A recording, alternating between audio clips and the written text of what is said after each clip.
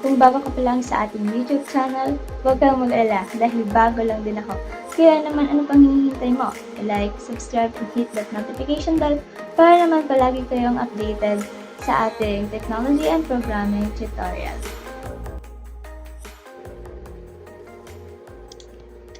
Hi everyone! In today's vlog, I'm going to be on how to set up your very first Java project using an IDE or Integrated Development Environment. This is where coding becomes easier, faster, and way more fun. But before that, what is an IDE? An IDE or Integrated Development Environment is basically your all-in-one coding workspace. Think of it as a powerful toolbox that brings together everything you need to write and run coding efficiently.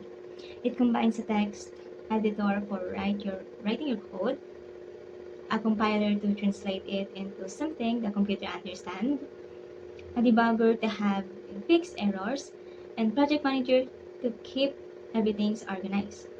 For Java, some of the most widely used IDE, Eclipse, and NetBeans, these tools streamline this entire process. So instead of writing code in a plain text editor and compiling it manually, the IDE automates most of heavy lifting, letting you focus on what really matters, writing clean and working code.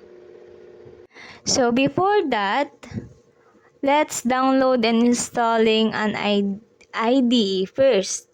For beginners, Intel IDEA Community Edition is a great free choice. You can also try Eclipse if you want something lightweight or NetBeans if you like a more visual style. Go to their official websites, download and installer, and follow the setup wizards. It's usually just next, finish. Pro tip, make sure you've already installed the Java Development Kit or the JDK because the IDE will need it.